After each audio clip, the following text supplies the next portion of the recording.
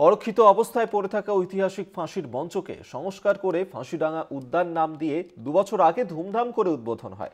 সেই সময় রমরমিয়ে চলে চন্দ্রকোনার ফাঁসিডাঙ্গা উদ্যান। মাসিক মোটা টাকা আয়ও হচ্ছিল গ্রাম পঞ্চায়েতের, কিন্তু রক্ষণাবেক্ষণের অভাবে এখন বেহাল পর্যটন কেন্দ্রটি, যদিও উদ্যান সংস্কারের আশ্বাস দিয়েছে স্থানীয় প্রশাসন। ইংরেজ শাসনে চন্দ্রকোনায় জুয়ার বিদ্রোহ প্রবল আকার ধারণ করে।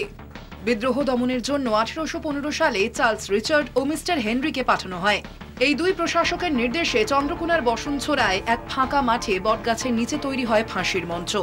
এই মঞ্চেই জুয়ার বিদ্রোহের নায়ক যুগল ও কিশোর সহ সুবল, রাজেন, হাবল, ফাগুর সহ 14 জনকে ফাঁসি দেওয়া হয়। কুখ্যাত ও ঐতিহাসিক সেই স্থানটি পরবর্তীকালে ফাঁসিডাঙ্গা নামে পরিচিত। এই নিয়ে 14 জন ওরা যে সমস্ত নায়ক ছিল তাদেরকে একে একে কী করলো না, ওই বিদ্রোহে দমন করবার জন্যে তখন 1812 সালে লাস্ট ফাঁসি দেওয়া হয়। সব ওই প্রকাশ্য জায়গায় ফাঁসি দেওয়া হয় এবং সেইখানে ওই একটা বটগাছ ছিল, আগে দেখেছি আমরা ছেলেবেলা ফাঁসিডাঙ্গায়, এবং সেটা ফাঁসিডাঙ্গা নামেই বিখ্যাত ছিল। 2021 সালে লক্ষাধিক টাকা ব্যয়ে ফাঁসিডাঙ্গা উদ্যানের উদ্বোধন হয়। উদ্বোধনের পর পর্যটকদের ঢল নামে। গ্রাম পঞ্চায়েতের মাসিক আয়ও হচ্ছিল মোটা অঙ্কের।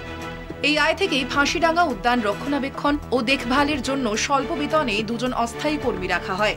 বসনছড়া গ্রাম পঞ্চায়েত প্রধান পরমা মণ্ডল জানান, আগে ভালো চললেও পর্যটক তেমন আসে না। চালু আছে, লোকজন তেমন আগের মতো না, আগের মতো কেউ আসে না। আগে লোক তবু জুটছিল, এখন আর কেউ। শুরুর দিকে তো ভালোই পর্যটক ছিল, লোকজন আসছিল বা একটা ভালো মোটামুটি টাকাও। এখন আর ততটাই, আমরা তো বাগানা অঞ্চল থেকে থেকে তো বাগানা হলো। বর্তমানে এই উদ্যানের বেহাল দশা। আর কয়েকদিন বাদেই বড়দিন, ইংরেজি নববর্ষ। ফাঁসিডাঙ্গা উদ্যান পর্যটকের মরশুমে সংস্কার করা হোক বলে চাইছেন এলাকাবাসী থেকে পর্যটকরা।